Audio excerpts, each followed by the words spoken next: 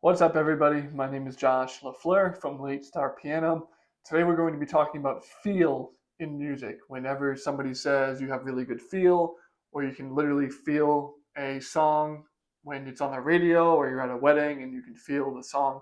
What is feel? Why does it matter? Why should you try to implement feel in your own musicianship as a piano player? We're going to get into all of that right now. So, point number one. Feel is all about the feel, exactly the way it sounds like. And this is really more about the rhythm of the song, right? When you think of like in the Mozart days, when you had the classical music and you had the big ballrooms of the kings and the queens of the day, and all the famous people and powerful people of that day were invited. And in the ballroom, they had a lot of waltz, right? It was called waltz music. And what was waltz? WALTZ. Waltz music was music that people could dance to, and it was usually written in 3/4 time, right? So you had 1, 2, 3, 1, 2, 3, 1, and people would dance to that. And it's very easy to dance to something in 3/4 time, meaning there's 3/4 beats in the measure, because it's very easy to feel it. It's very easy to feel what? You can feel the downbeat, you can feel the one, and that's really what the feel is all about, is the strong beats and the weak beats.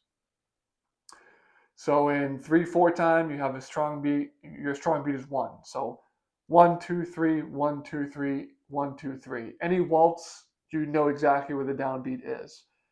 In 4/4 music, common time, right? 4/4 beats per measure. It's still very easy to tell 1, 2, 3, 4, 1, 2, 3, 4, 1. And the strong beats in 4/4 time is beat 1 and beat 3. Those are your strong beats. The weaker beats are on 2 and 4, right? And when you're listening to a song, probably any random song you pull up, especially if it's a pop song or a modern song, it's probably going to be in 4/4 time, but you can count it. It's very easy usually to tell where the downbeat is, because usually there's some kind of drum coming in, some kind of um, big heavy bass coming in at 1. So once you find the 1, you can figure everything else out. 1, 2, 3, 4, 1, 2, 3, 4.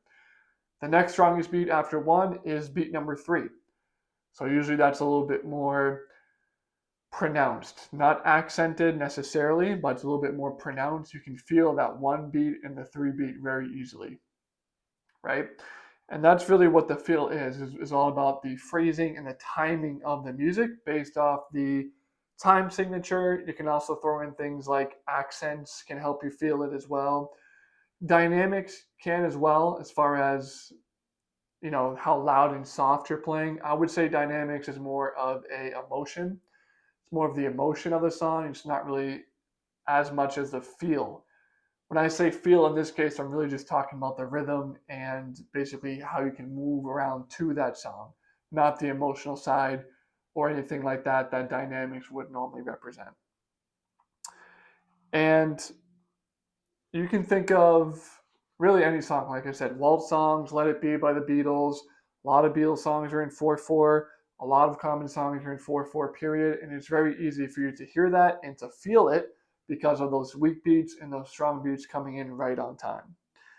You can also think of feel as more of a technical side if you want. You can think of like straight eighth notes versus swing eighth notes.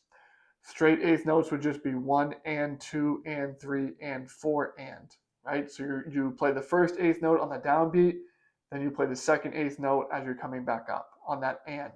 So 1 and. And then for the swing eighth notes, you're just holding down the first one a little bit longer. So it might be 1 and 2 and, right? So you're holding down the first beat a little bit longer, maybe like a beat and a half, beat and a quarter, and then the second beat comes in quick, and then on that beat 2, you're on the next downbeat of the next group of eighth notes.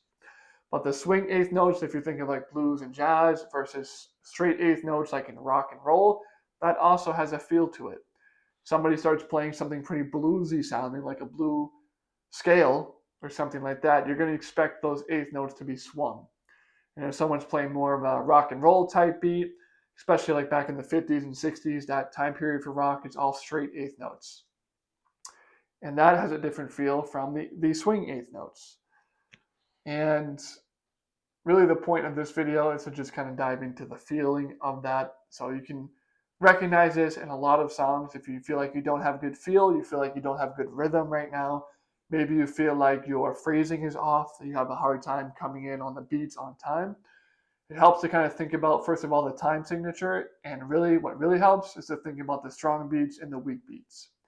Because as long as you're coming in really accurately on the strong beats, the weak beats you can kind of get away from a little bit, depending on how bad it is, but you have a little bit more leadway to improvise or kind of change the time of the weak beats. But the strong beats need to stay consistent.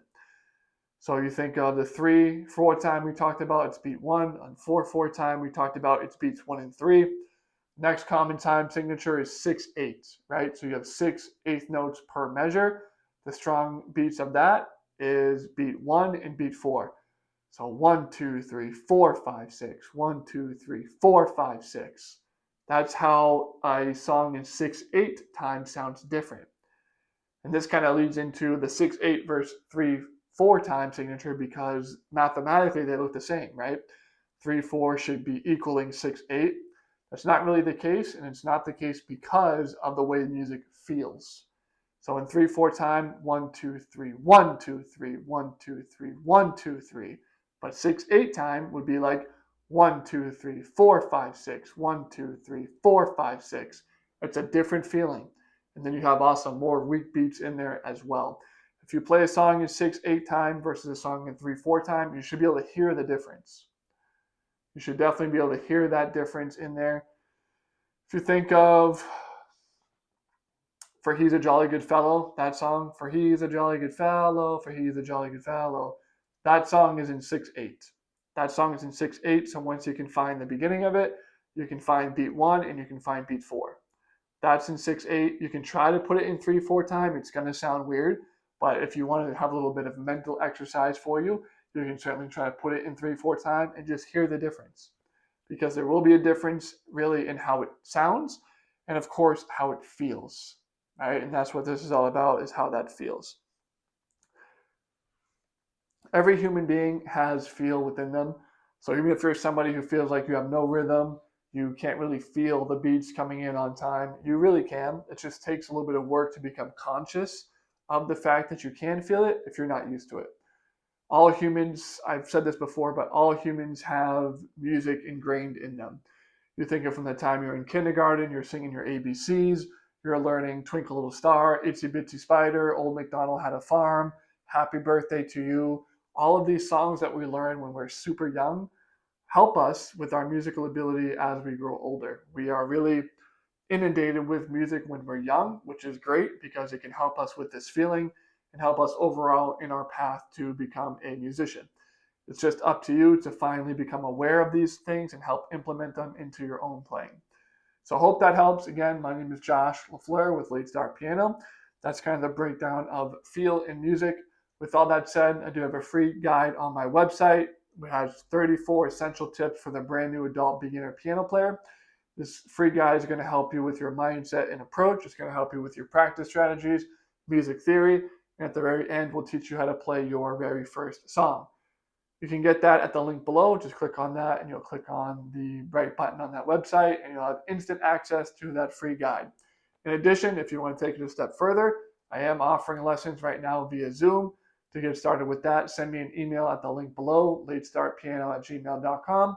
We'll set up a day and a time that works best for you. Happy practicing. My name is Josh LaFleur with Late Start Piano.